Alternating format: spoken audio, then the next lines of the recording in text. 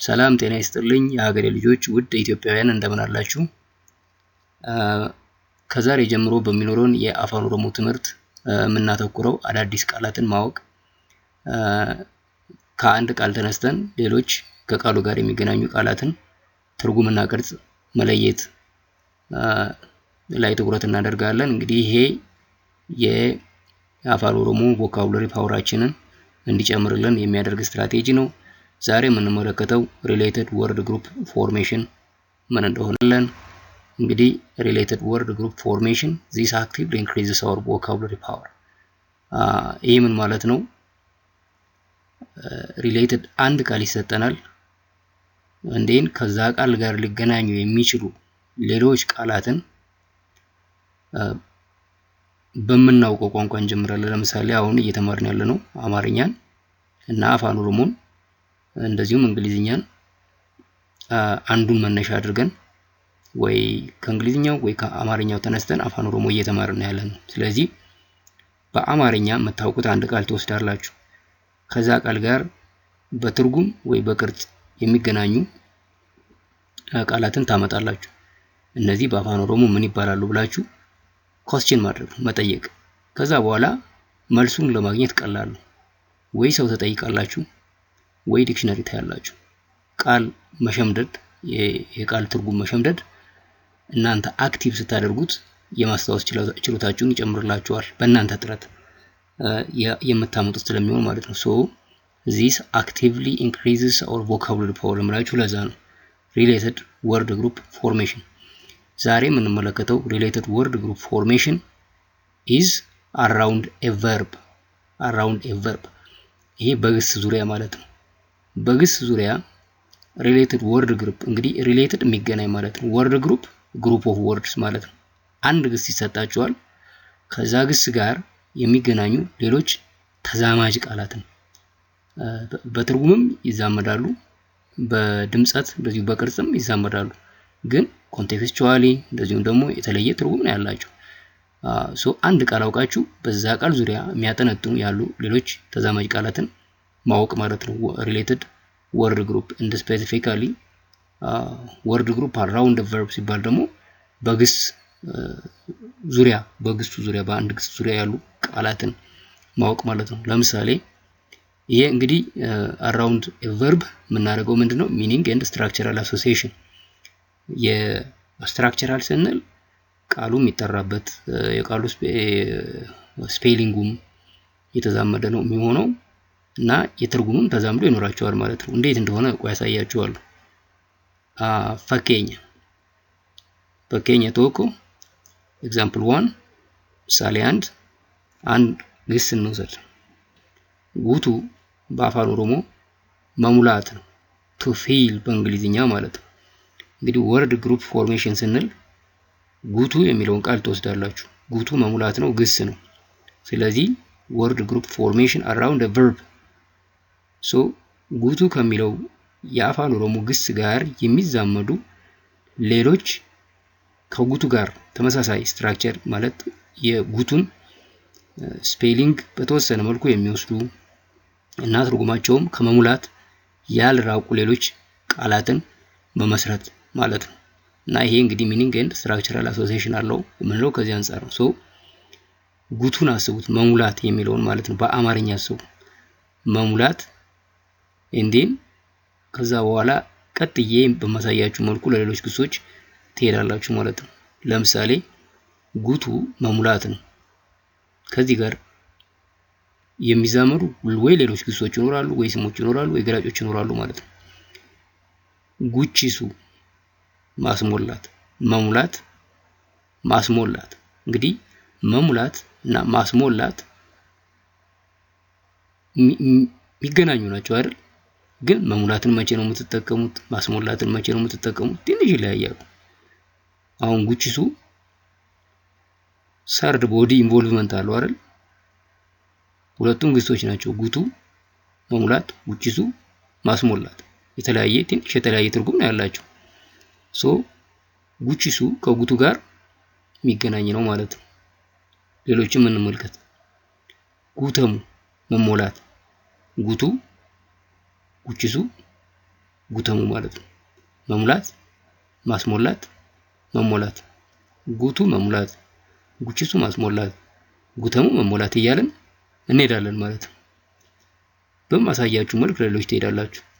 ወሊንጉቱ መሞላላት፣ ወሊንጉቱ መሞላላት። ጉታ ሲሆን ደግሞ ይሄ ሞይ ይሆናል ማለት ነው። እንግዲህ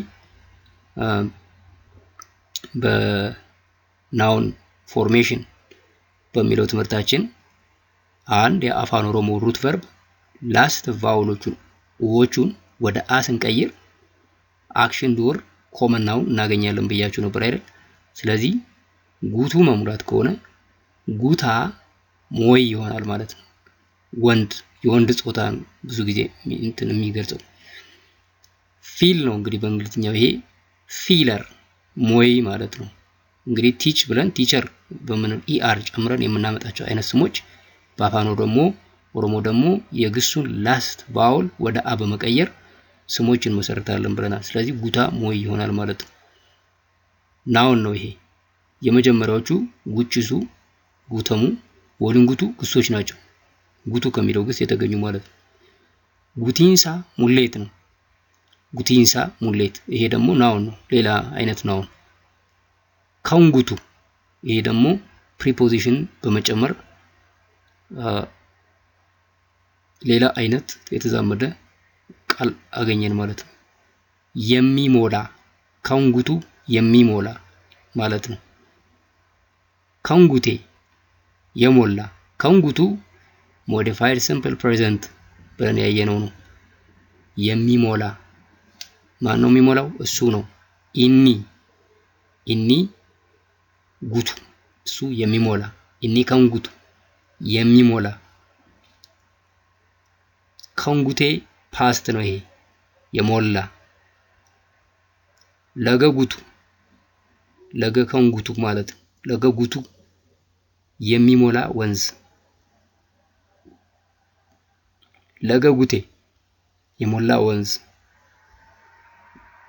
ካውንጉተሙ የሚሞላ፣ ካውንጉተሜ የተሞላ። ሂዳ ጉተሙ የሚሞላ ግድብ፣ ሂዳ ጉተሜ የተሞላ ግድብ።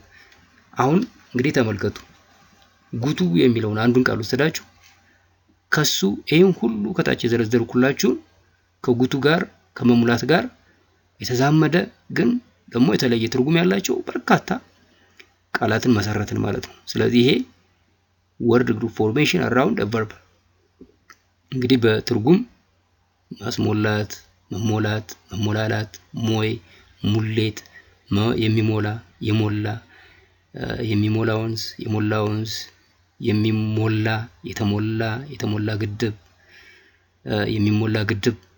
እነዚህ ሁሉ እንግዲህ ሀረግም እያደረግን እያየናቸው ነው ማለት ነው። ከመሙላት ጋር የሚገናኙ ናቸው። በአፋን ኦሮሞም እንደዚህ ጉቱ፣ ጉቺሱ፣ ጉተሙ፣ ወሊንጉቱ፣ ጉታ፣ ጉቲንሳ፣ ከንጉቱ፣ ከንጉቴ፣ ለገጉቱ፣ ለገጉቴ፣ ከንጉተሙ፣ ከንጉተሜ፣ ሂዳጉተሙ፣ ሂዳጉተሜ እያደረግን እንሄዳለን ማለት ነው። እነዚህ ቃላት እንግዲህ ከአንድ ግስ ጉቱ ከሚለው የተገኙ ናቸው። የተዛመደ ቅርጽና ትርጉም አላቸው የሚለውን እንድትይዙ ነው የሚያስፈልገው ማለት ነው። ሶ በተመሳሳይ ሌሎች ግሶችንም ትወስዳላችሁ ሪሌትድ።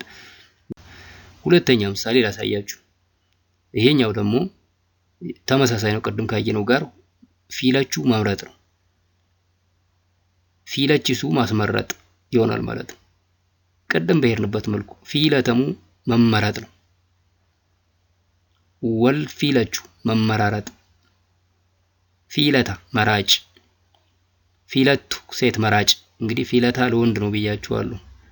እንዴን ለወንዱ ከመሰረትም በኋላ ቱ የሚለውን ሰፊክስ ላስት ኮንሶናንት ላይ ስንጨምር ፊለቱ ሴት መራጭ ይሆናል ማለት ነው። ፊለኖ ምርጫ ነው። ከንፊለቱ የሚመርጥ፣ ከንፊለቴ የመረጠ። ኡመተ ፊለቱ የሚመርጥ ህዝብ። ከንፊለቱ ኡመተ ከንፊለቱ ከን ኦሚት ተደርጎ ነው።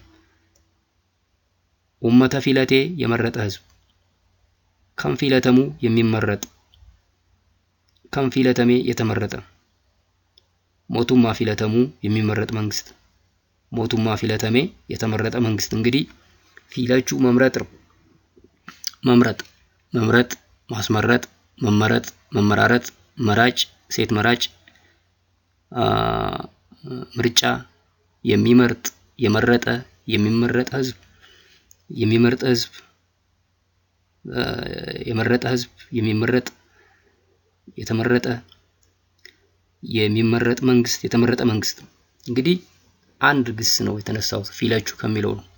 ከዛ ስር እነዚህ የምትመለከቷቸውን በአፋን ኦሮሞ ፊለቺሱ ማስመረጥ፣ ፊለተሙ መመረጥ፣ ወል ፊለቹ መመራረጥ፣ ፊለታ ወንድ መራጭ፣ ፊለቱ ሴት መራጭ፣ ፊለኑ ምርጫ፣ ከንፊለቱ የሚመርጥ፣ ከንፊለቴ የመረጠ፣ ኡመተ ፊለቱ የሚመርጥ ህዝብ፣ ኡመተ ፊለቴ የመረጠ ህዝብ፣ ከንፊለተሙ የሚመረጥ፣ ከንፊለተሜ የተመረጠ፣ ሞቱማ ፊለተሙ የሚመረጥ መንግስት፣ ሞቱማ ፊለተሜ የተመረጠ መንግስት የሚለውን ትርጉም እንግዲህ ይሄንን ራሳችሁ ሌሎች ግሶችን ወስዳችሁ ራሳችሁ መለማመድ አለባችሁ። ይሄን የምታረጉት እናንተ ስለምትሆኑ በዚህ መልኩ የቃል እውቀታችሁን እየጨመራችሁ ትሄዳላችሁ የሚለውን ነው ማስገንዘብ